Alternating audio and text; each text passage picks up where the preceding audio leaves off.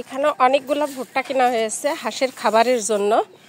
যেহেতু ধানের গুঁড়ার দাম এবং আপনার ভুট্টার দাম প্রায় সেম, কারণ ধানের গুঁড়ার মন বর্তমান সময়ে যাচ্ছে 750 থেকে 800 টাকা মন, ভুট্টার মনও যাচ্ছে 750 থেকে 800, 850, বিভিন্ন রকমের দাম আছে।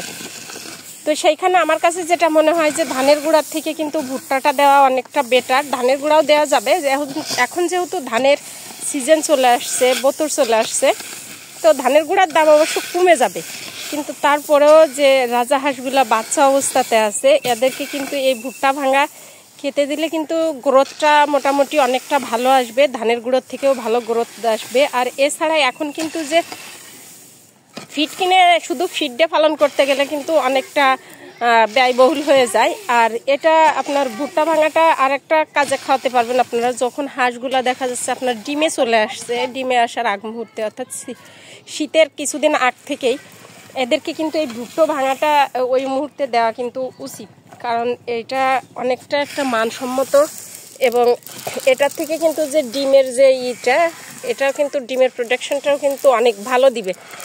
তো সেই হিসাবে ভুট্টা কিন্তু এখন যেহেতু বতর অর্থাৎ ভুট্টার সিজন, এই সময়ে কিন্তু ভুট্টা কিনে রাখাই আমার মনে হয় বেটার যারা হাঁস অথবা মুরগি পালন করতে চাচ্ছেন। আচ্ছা, মুরগির ক্ষেত্রেও আপনারা কিন্তু ভুট্টা দিতে পারবেন।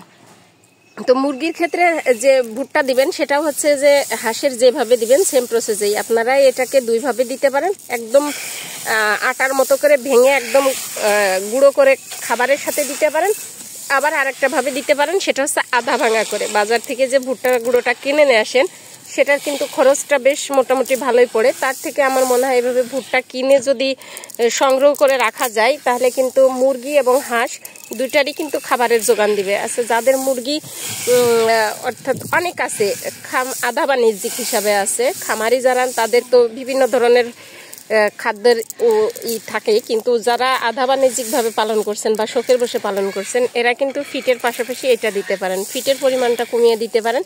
এতে করে মুরগি কিন্তু ডিম ভালো দিবে, মুরগির গ্রোথটাও ভালো আসবে, শরীরটা কিন্তু খেলা দিলে অনেকটা ভালো হবে। সেটা দেশি মুরগি হোক বা আপনারা যে সকলে যে ফার্মি মুরগি এবং ডিম পাড়ার জন্য বিভিন্ন ধরনের মুরগি পালন করেন, এই সব ক্ষেত্রেও কিন্তু আপনারা এটা দিতে পারবেন। এটা দিলে কিন্তু খাদ্যর খরচ কমবে, প্লাস ডিমের প্রোডাকশনটা ভালো আসবে। আচ্ছা, বাচ্চা মুরগিকেও আপনারা দিতে পারেন। এটা আর একটা উপায়ে দিতে পারেন, সেটা হচ্ছে যে হালকা ধানের গুঁড়া, ভাত এবং এই ভুট্টা ভাঙা একসাথে মিক্সার করে যদি আপনি হাঁসের যেভাবে মাখায় দেন, এক কথায় খাবারটা তৈরি করে দেন, ওইভাবে যদি মুরগিকেও তৈরি করে দেন তাহলে কিন্তু মুরগি পেট ভর্তি করে খেয়ে নেবে। কিন্তু মুরগির যে একটা এক্সট্রা আলাদা খাবারের যে একটা এই ঝামেলাটা কিন্তু আর থাকবে না। তো আমি কিন্তু এইখানে যে ভুট্টাগুলো নিয়ে আসছি, আমি অনেকগুলা ভুট্টা নিয়ে আসছি, আর এই ভুট্টাগুলো নিয়ে আসা মূলত হচ্ছে আমার রাজাহাঁস, চীনা হাঁস এবং দেশি মুরগি, এগুলোর জন্যই কিন্তু আমার এই ভুট্টাগুলো নিয়ে আসা। তো এই ভুট্টা যেহেতু নিয়ে আসছি, তো ভুট্টা একটা জিনিস কি, যে ভুট্টা যখন বিক্রি করে তখন কিন্তু যখন মাড়াই করে ওই মুহূর্তেই কিন্তু ভুট্টাটা বিক্রি করে দেয়। তো ওই মুহূর্তে ভুট্টাটা বিক্রি করে দিলে তখন কিন্তু ভুট্টাটা অনেকটা কাঁচা থাকে, আর এখন এই ভুট্টাটা যদি রোদ্দুরে না দেওয়া হয় তাহলে ভুট্টার এই যে মুখটা এটা কিন্তু কালো হয়ে যাবে। আপনারা অনেকেই বলেন যে ভুট্টা সংগ্রহ করে রাখলে থাকে না, তো এটা হচ্ছে ভুট্টাটা কেনার পর সুন্দরভাবে রোদ্দুরে দেওয়ার চেষ্টা করবেন। রোদ্দুরে দিয়ে সুন্দরভাবে শুকিয়ে রেখে দিলে তাহলে কিন্তু ভুট্টা আর কালো হওয়ার সম্ভাবনা থাকবে না, কারণ ভুট্টার এই যে মুখটা থাকে এটা কিন্তু কালো হয়ে যায় যদি রোদ্দুরে না দেওয়া যায়। তো আপনারা যখন ভেজা ভুট্টাটা কিনে নিয়ে আসবেন, নিয়ে আসার সাথে সাথে কিন্তু চেষ্টা করবেন ভুট্টাটা রোদ্দুরে দেওয়ার জন্য। তো আমি কিন্তু এখানে ছাদে মেলে দিয়েছি, এই যে দেখতেই পাচ্ছেন ভুট্টাগুলা। তো আমাদের এইখানে ভুট্টার মন যাচ্ছে হচ্ছে আপনার 800, 820, 30, 40, 850।